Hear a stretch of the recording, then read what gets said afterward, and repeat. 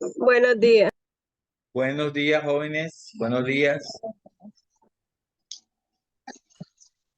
Hoy me espera entonces, dice.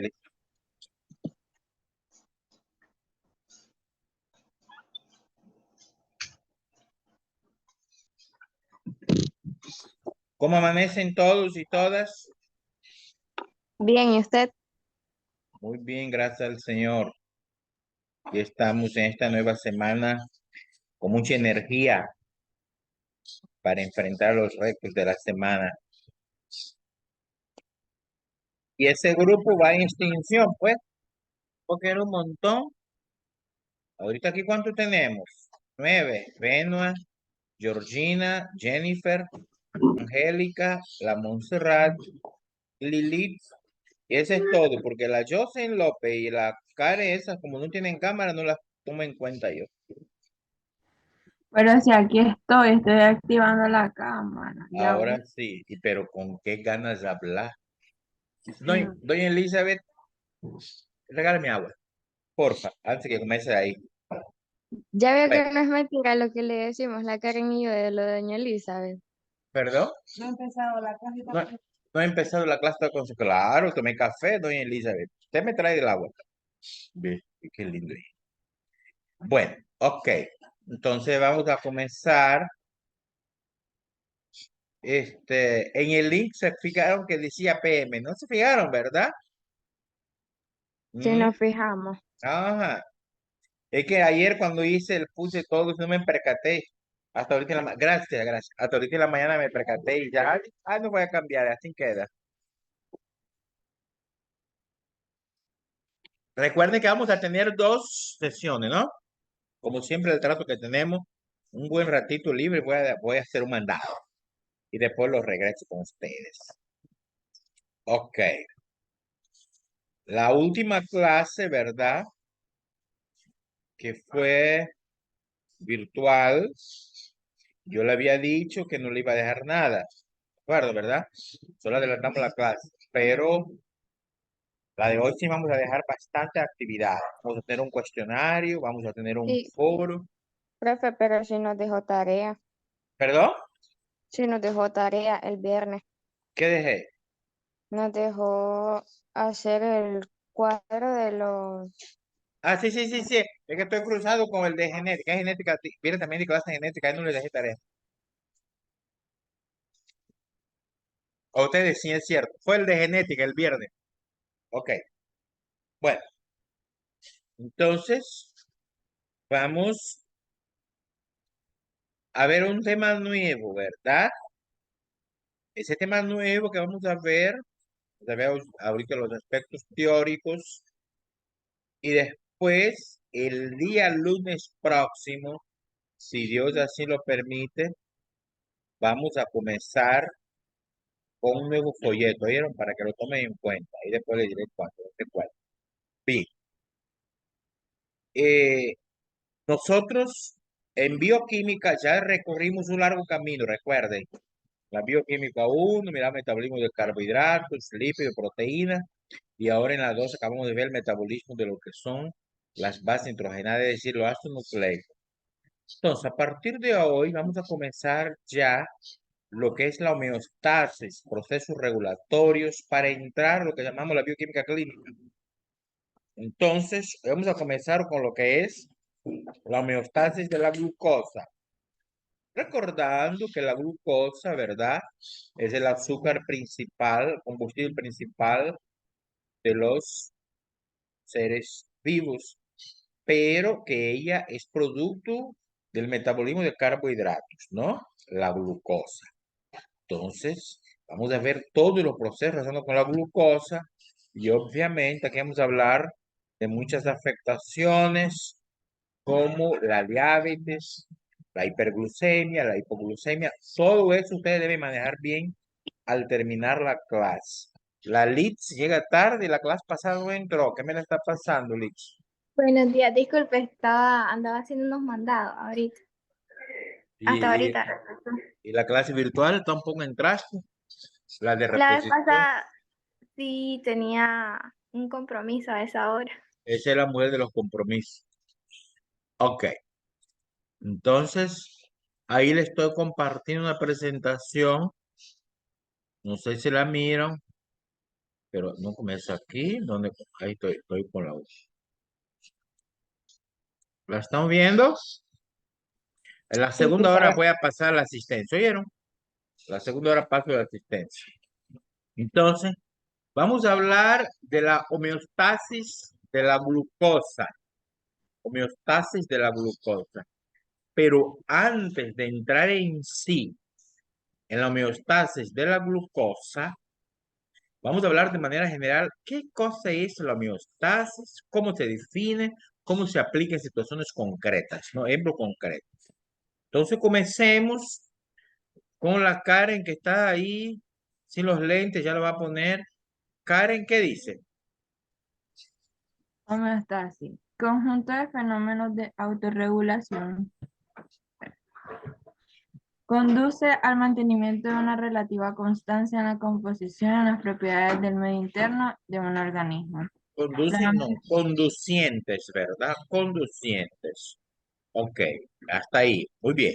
Entonces, miren las palabras clave acá. Palabras clave. Dice autorregulación. Autorregulación, que por sí solo se regula. Estos procesos conducen a una autorregulación. Ok.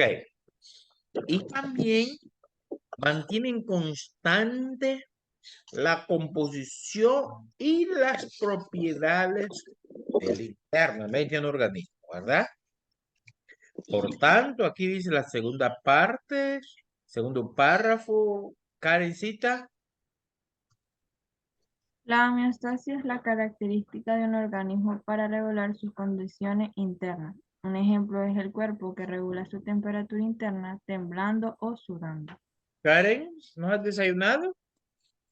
Te Como escucho, pero te escucho sin ganas de nada. Qué barbaridad. Vos sos una chavala activa, participativa, pero estás con las baterías bajas.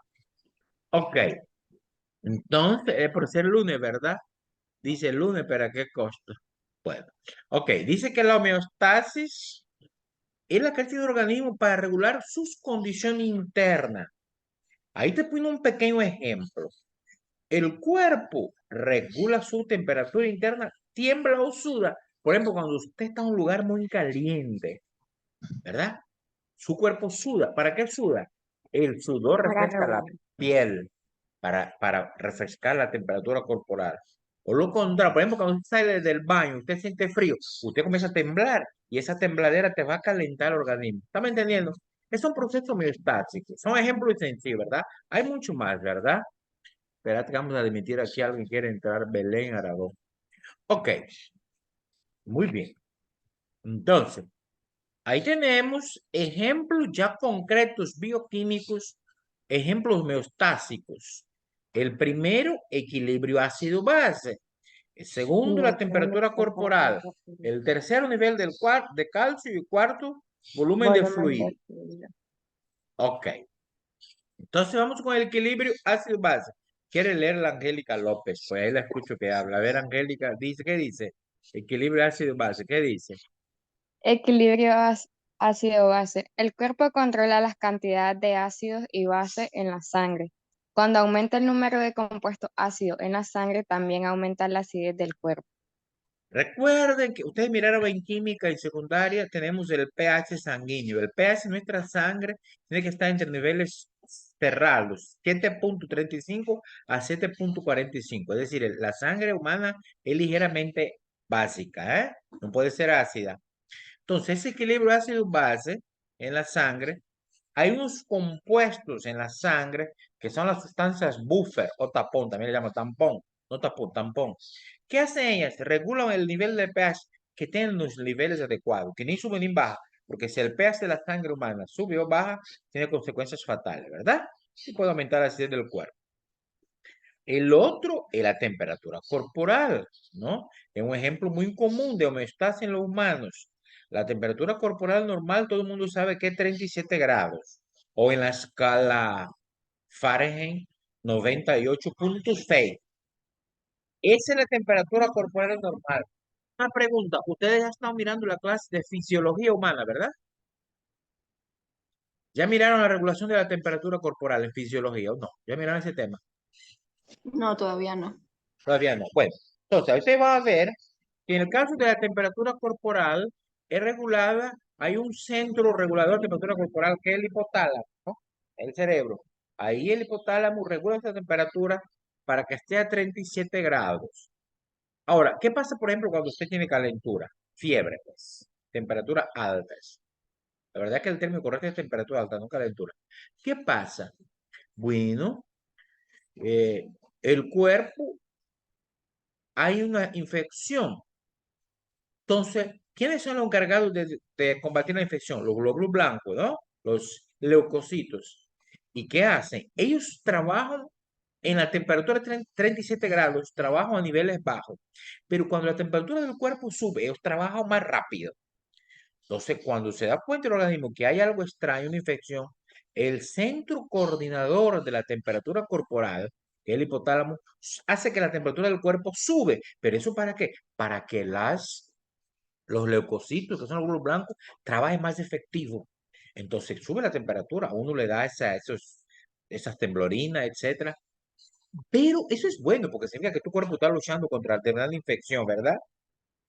Claro que, pues, es bueno desde el punto de vista fisiológico, bioquímico, pero uno a veces queda un poquito mareado. Pero esa temperatura tampoco puede subir mucho. 37.5, 38, ya 39 es peligroso, y por 40 la célula colapsa, ¿no? Colapsa no es el término. ¿Cuál sería el término, muchachos? ¿Cuál sería el término? Ay, cuando hay temperaturas altas y el cerebro te da una... Hipotermia, ¿Ah?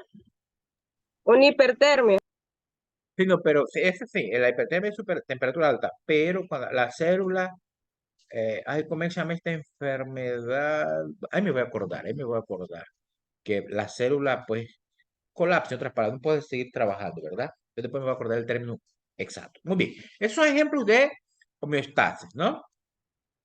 Mucha gente entrando tarde. Acabo de aceptar a la Nicole y a esta niña Danielka. Bueno, otro ejemplo, los niveles de calcio. Ok, los huesos y los dientes, ahí hay el 99% del calcio que tenemos en nuestro cuerpo, ¿no? El 1% restante está en la sangre. Ah, pero si hay mucha o poca, pues tiene efecto negativo, obviamente. Por ejemplo, las damas, cuando están en el periodo premenstrual, tienen un bajón de calcio. Nosotros los adultos también, ¿verdad? Puede ser un problema con las muelas, etcétera, etcétera, los huesos. Entonces, hay procesos regulatorios de los niveles de calcio. También el volumen de fluidos. El cuerpo humano tiene una serie de líquidos. Esos líquidos, pues, tienen diferentes funciones. Puede ser transportar sustancias, retener, etcétera, etcétera. Entonces, esos líquidos deben mantener los niveles constantes. Por ejemplo, la sangre, la linfa. Están viendo, todos esos líquidos que tenemos en el cuerpo, la saliva, tienen la función de mantener el equilibrio de los alimentos. Esos fluidos deben estar en niveles adecuados, ¿no? Bueno, esos son ejemplos, ¿no? Yo no profundizo aquí porque no me interesa, que eso es ver en fisiología. ¿Qué es lo que me interesa? Eso que está aquí. Arriba dice homeostasis de la glucosa. Esa es la que me interesa, ¿no? Homeostasis de la glucosa. Ok. Entonces, ahí dice, la concentración de glucosa se refiere a la cantidad de glucosa, que es el azúcar en la sangre. Pero a mí no me gusta ocupar el término azúcar. El término correcto es glucosa. Es cierto, porque azúcar son varios, son todos. Todos los carbohidratos son azúcar, ya sea monosacáridos, disacáridos, polisacáridos, todos son azúcar. Pero, pues el azúcar más importante es la glucosa. Entonces, yo no quiero nada que me diga azúcar en la sangre, no, glucosa. ¿Oyeron? Ok. Yo puse entre paréntesis para que ustedes sepan, pero el término correcto es la glucosa. Entonces, que está presente en el torrente sanguíneo. Ya sabemos que el cuerpo usa esa glucosa como fuente de energía, pero demasiada o muy poca glucosa en el torrente sanguíneo puede causar serias complicaciones. A ver, ¿quién me dice cómo sería el término médico científico cuando hay mucha glucosa? ¿Cómo sería el término? Hiperglucemia, Correcto, Jocelyn. ¿Y cuando hay poca? hipoglucemia. Muy bien, muy bien. Jocelyn, sí me gusta que participe en todo. Esta Jocelyn hoy amaneció, no como la Karen, ella amaneció 220 la energía. Entonces, cuando hay una hiper o hipoglucemia, ambos casos son extremos, son malos, ¿verdad? Hay que regular. Ok. Entonces, en el caso de la glucosa, en su homeostasis, en su regulación, hay tres momentos, tres estados o tres momentos principales. Primer momento, postpandrial. El segundo momento, el ayuno, que es el periodo de absorción. Y la inanición, que a su vez la inanición se puede dividir en temprano o tardío. Póngale en mente esos momentos que tiene que aprender bien. Postprandial, ayuno e inanición. Hablemos de ellos. Hablemos de ellos. Este esquema nos habla de los tres periodos en la homeostasis de la glucosa. Entonces, voy a explicar esta gráfica. Esta gráfica lo voy a hacer, si Dios quiera, el día lunes próximo en la pizarra en grande para que entiendan bonito.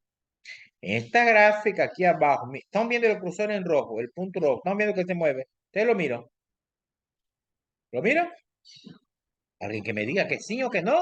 Sí, sí se Sí, ve. sí se Ok. ve. Entonces, a ver, Angélica, ¿qué número hay aquí, Angélica? ¿Qué número hay ahí, Angélica?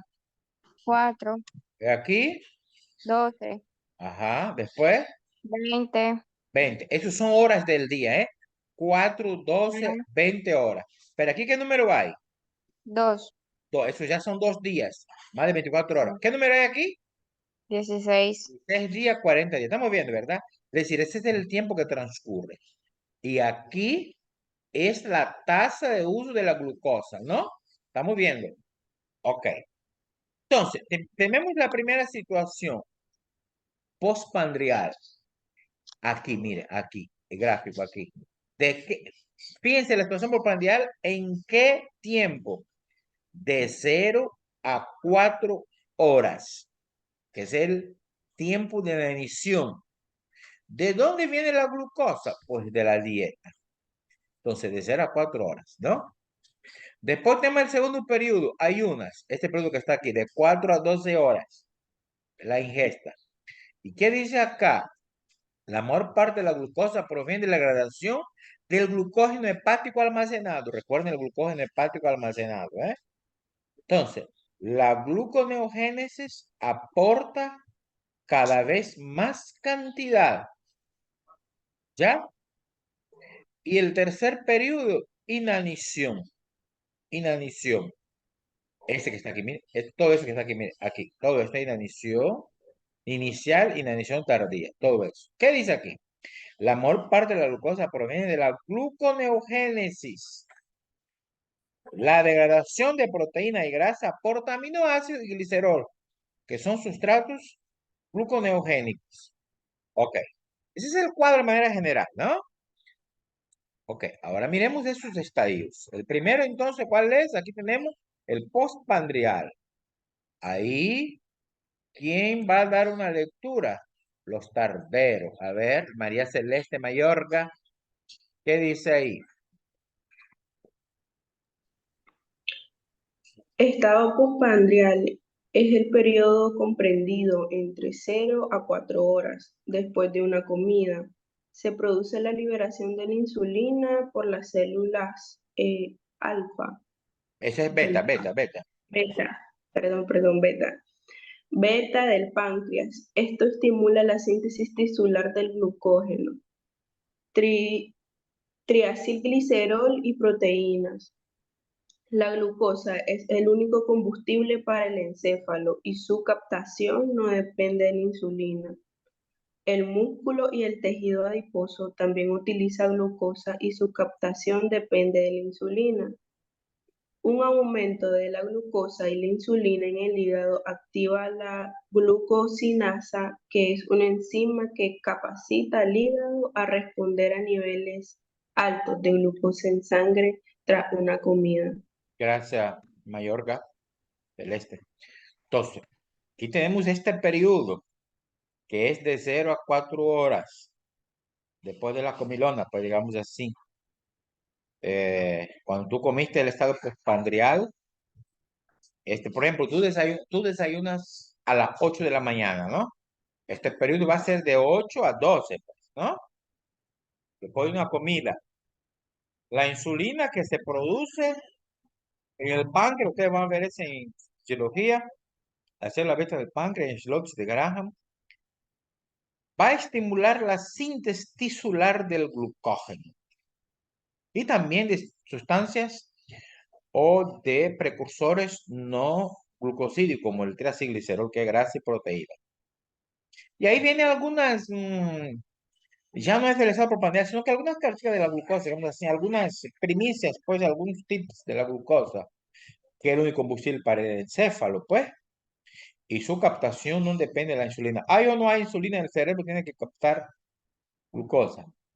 Pero aquí después tenemos que en el caso del músculo y el tejido adiposo, también pueden utilizar la glucosa, pero ahí depende de la insulina para regular. Ok, cuando aumenta la glucosa, y obviamente la insulina en el hígado activa esa enzima, que es la glucosinasa. Recuerden que sinasa es movimiento, aumenta la glucosa, que va a capacitar al hígado de responder al nivel alto de la glucosa tras la comida. Es decir, va a regular que no pase toda la glucosa por el cuerpo. Ok, después viene el ayunas. Danielka, ayunas. Danielka Sevilla,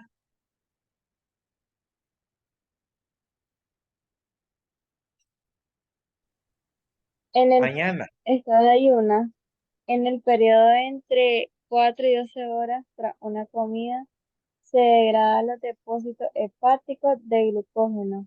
Proporciona glucosa para el cerebro, solo dura entre 12 a 24 horas. La hidrólisis de los depósitos del triacilglicerol libera ácidos grasos que serán combustibles para el músculo y el hígado. El músculo también puede emplear como combustible a su propio glucógeno. Ok, gracias, Danielka Sevilla. Entonces, aquí estamos ya en el siguiente periodo, que es ayunas.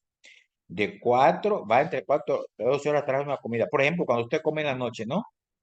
Y cuando usted despierta, usted está en ayunas. Por eso la primera comida del día se llama desayuno, ¿no?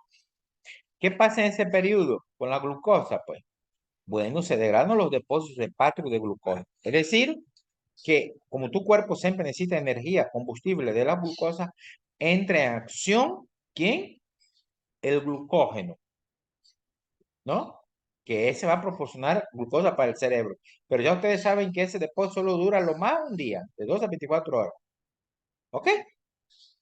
Entonces, en este caso también se puede regular la hidrólisis de los triglicéridos, que liberan ácidos grasos. Y en el músculo y el hígado pueden ser captados para después transformar en glucosa. Pero el músculo, recuerden que también puede emplear como combustible su propio glucógeno.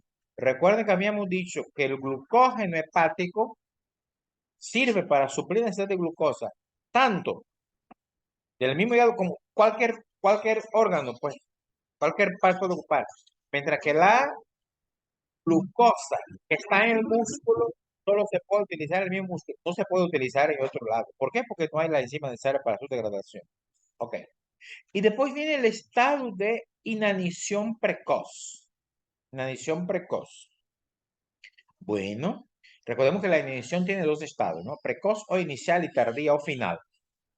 ¿Qué pasa en esa inanición? Bueno, primero tenemos que saber qué cosa es inanición. Busquen ahí, tomen su celular y busquen sinónimo de inanición. Vamos, para entender eso, busquen qué inanición. Vamos, y me dicen sinónimo de inanición.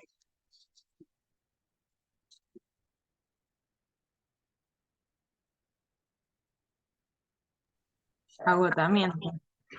¿Cómo dice? Sale agotamiento, No puede ser. envejecimiento, Otro más. debilidad. ¿Ah? Puede ser debilidad, agotamiento. Los sinónimos quieren, ¿no? Ajá. Esos son. Debilitamiento. Voy a buscar yo. No sé por qué no me convence. Por contexto, pues. Hay que ver poco. ¿Qué pusiste? Inanición, sinónimos. Yo te lo voy a poner inanición. Definición, pero no. ¿Qué dice aquí? Extrema debilidad física provocada por qué cosa? Falta de alimento. A eso quería llegar. Falta de alimento. Entonces, la inanición es cuando tú no has ingerido alimento. ¿Estamos entendiendo? Esa es la inanición. Que quede claro eso. No ingesta de alimento. No has comido, pues. Entonces, ¿qué va a pasar con tu cuerpo?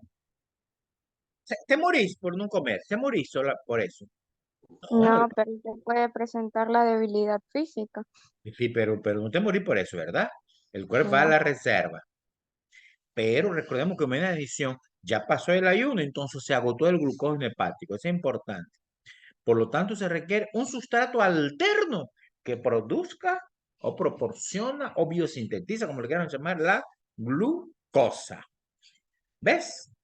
El cuerpo tiene que echar mano de otras fuentes, porque la fuente primaria, que era el glucógeno, se agotó. Entonces el cuerpo va a buscar fuentes no glucosídicas. Y dice, la noradrenalina y el cortisol, que son hormonas, activan la degradación de proteínas musculares. O sea, en otras palabras, se va a echar mano de las proteínas y liberan aminoácidos. Recordemos que nosotros ya miramos en bioquímica 1, miramos que las proteínas están formadas por aminoácidos. Y esos aminoácidos van a ser captados para formar glucosa. En especial, ¿cuál? Dos aminoácidos. ¿Cuántos aminoácidos existen, muchachos? ¿Cuántos aminoácidos son? Recuerden. ¿Cuántos? ¿Cuántos aminoácidos? Bioquímica 1. ¡Qué barbaridad! 20. ¿Y cómo se clasifica? En esenciales y no esenciales. Correcto. Entonces, en esos aminoácidos, que son 20, para el caso de suplir al cuerpo con glucosa, en especial son la alanina y glutamina. Aprendan esos dos aminoácidos. Vamos a hablar de él en la clase, pero vamos a hacer un esquema donde sale la degradación de la alanina y la glutamina. Vamos a hacer el cuadro bioquímico. Ok. Entonces, en cuanto a los aminoácidos, que son proteínas, en cuanto a los lípidos, ahí dice, los depósitos de triacilglicerol se hidrolizan, ¿no? Es decir, reaccionan y liberan de lo que están formados. Recordemos, ¿de qué está formado un lípido? Bioquímica 1. ¿De qué está formado un lípido? Bioquímica 1. Tavares se le dio eso. ¿De qué están formados los lípidos? ¿Quién sabe? ¿De qué están formados los lípidos, chicos? Ay, señor. De glicerol y ácidos grasos. Dos cosas. Ustedes no pueden olvidar eso, muchachos, es básico. Los carbohidratos se degradan todos a glucosa, las proteínas a aminoácidos y los lípidos a ácido graso y glicerol. Y aquí dice el segundo punto, libera el glicerol que sirve en el hígado para la qué cosa, la gluconeogénesis, es decir, fabricar glucosa nueva. La fuente, pues el glicerol. ¿Ok? Ahora, esa glucosa producida allí es empleada por el encéfalo, porque los demás órganos pueden funcionar, recordemos, con cualquier energía, ya sea lipídica, proteica o de carbohidratos. Ahora, recordemos que los ácidos grasos liberan dos cosas. Glicerol, ya habíamos dicho qué pasa con él, va la gluconeogénesis. Lo otro que liberan los ácidos grasos. ¿Y qué pasa con él? Aquí dice, los ácidos grasos liberados a partir de los trigliceroles en el hígado producen cuerpos cetónicos. Cuerpos cetónicos. ¿Qué eso qué son? Combustible para tejidos periféricos. Voy a hablar después de los cuerpos cetónicos. Son combustibles para tejidos periféricos. ¿Estamos captando, chicas? ¿Hay preguntas hasta aquí? Si ustedes se fijan en la presentación esta, yo la hice al fondo, puse ¿cómo se llama? Son dulces, golosinas, porque como estamos hablando de la glucosa, vamos a ver, quiero, lo que pasa es que yo le quité Le quité, ¿cómo es que le llamo, chicos? Mm, le quité color relleno, pues.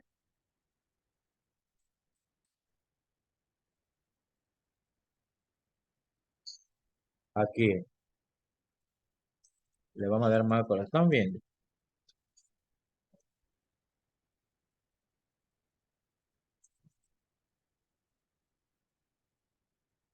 Ya miraron ahora. Sí, Pero ya. si le pongo mucho, vamos a ver cómo queda. Si le pongo mucho, se mira, se lee la presentación. Sí, Se lee, ¿verdad? Ah, bueno, para que quede bonito ahí, para que vea al fondo. Dulces, carbohidratos, pues. Ok, entonces continuamos. Esto que estamos viendo es la inanición precoz, ¿no? O inicial, pues. Pero después tenemos la tardía. Eso inicia cuando el día 16. Vamos a regresar al cuadro este, mire, aquí, mire, la inanición tardía, el día 16. ¿Dónde está el puntero? Me gusta el puntero, punto láser. Aquí, día 16. Inanición tardía. Entonces, ¿hasta cuánto tiempo? Aquí dice, mire, 40 días o más. Entonces, ¿qué dice? Inicia el día 16 hasta el fallecimiento. Es decir, si no ingieres comida, fallecer. A la gente me dice a veces, profe, ¿cómo que sabe eso? Mire, las guerras provocan desgracia, pero también a veces traen conocimiento. Todo eso nosotros lo manejamos gracias a los experimentos que hizo en la Segunda Guerra Mundial Hitler con los prisioneros de guerra. No le daba de comer, solo con líquidos, con agua, para ver hasta dónde aguantaba. Y ahí se descubrió todo eso. ¿Me entienden? Que ahí hay imágenes, ustedes saben, hay películas, películas no, hay videos viejos, pues, blanco y negro, donde salen así unos presos, prisioneros de guerra, todos flaquitos, flaquitos, en hueso. Eso era un experimento que hacían en la Segunda Guerra Mundial. Claro que estaban inhumanos, ¿no? Bueno, pero no aportó conocimiento, pues. Entonces, esa inanición tardía, el día 16, imagínate, llevas 2 semanas sin comer, día 16. Y si eso sigue, puede provocar el fallecimiento.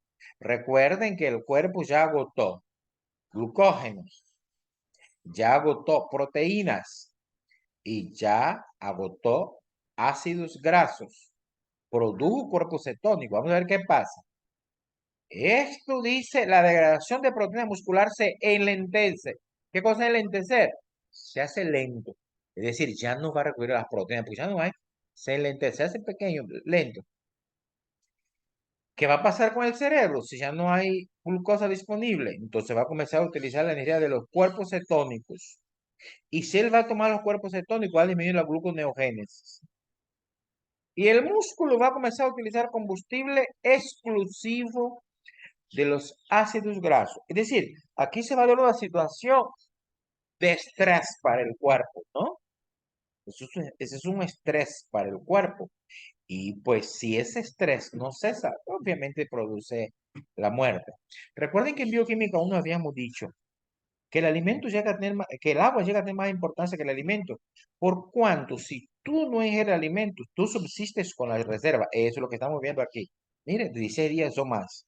Pero obviamente siempre y cuando tomas líquidos para poder hacer que las células hagan las reacciones, ¿verdad? Porque si las células no hacen la reacción, obviamente no va a haber aprovechamiento de energía. Y recordemos que la célula reacciona, o sea, la reacción que ocurre en la célula son reacciones que ocurren en un medio acuoso. Por eso necesitamos de agua. Es el medio ideal para que ocurran las reacciones químicas. Disculpe un segundito. Voy a apagar el micrófono un segundito.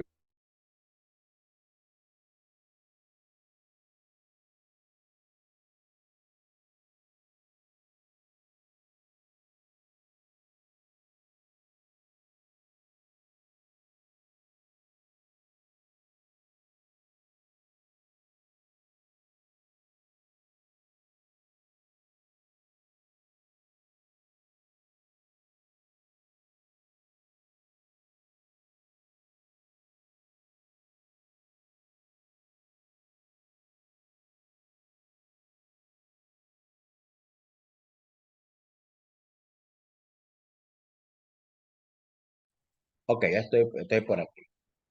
Entonces, eso es la inanición tardía, ¿verdad? Ok. Ahora, aquí tenemos el cuadro resumen de los 3 estados de la homeostasis de la glucosa. Es un cuadro resumen. No se mira muy bien, pero bueno, ahí vamos a ver cómo después le hacemos la clase presencial, un documento.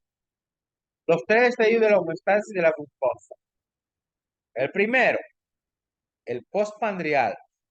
Y aquí viene el tiempo. Dice que trae una comida y dilata de 0 a 4 horas. Principales combustible empleado, glucosa, glucosa. Y el control a nivel de hormonas. Mire aquí, están viendo que hay una flecha hacia arriba. ¿Qué significa la flecha hacia arriba? La flecha hacia arriba, ¿qué significa?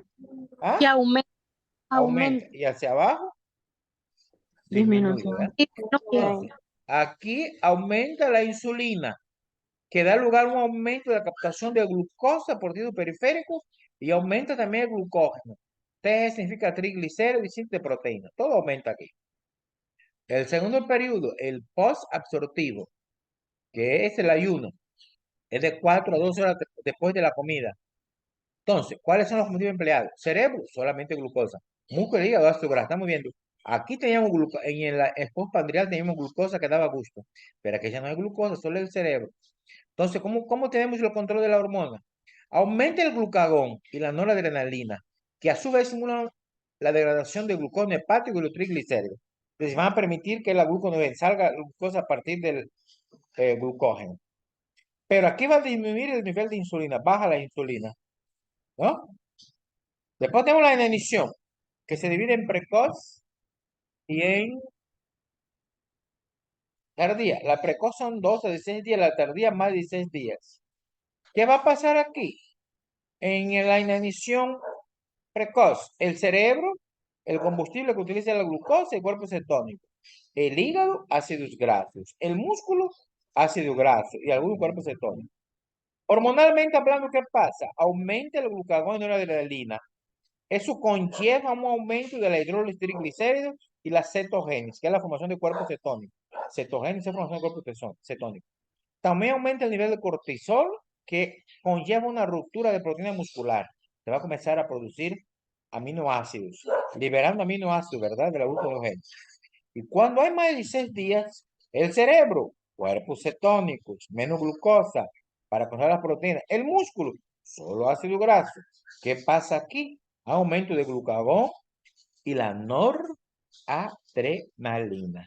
Ese cuadro resumen como me gusta mucho. Muchachos, no es necesario copiar esto, ¿verdad? Eso ustedes, todavía no está en la página, pero les voy a subir un rato a la página para que ustedes tengan y hacer las actividades. ¿Y cuáles van a ser esas actividades? A la segunda hora nosotros vamos a hablar de esas actividades. ¿Ok? ¿Les parece? Vamos a hablar de esas actividades de la segunda hora. Ahorita vamos a quedar por aquí. En la segunda hora voy a pasar la asistencia. Espero que todos estén. Liz, si tu amiga no entró, ¿cómo se llama? Stephanie, Ajá, Lozano, ¿qué pasó? no sé qué pasó con ella. Y no entró tampoco la clase de reposición. Después son los problemas. Bueno, vamos a llegar hasta aquí, el tiempo ya va a terminar, entonces nos vemos en un rato. Ahorita estén pendientes del grupo de WhatsApp que ya les cae la invitación para la segunda hora, ¿ok? Y en la segunda hora voy a pasar asistencia para que nadie falte, pues. Y voy a dejar las actividades. ¿Estamos claros? Bueno, pues, mucho gusto, pues, te cuido.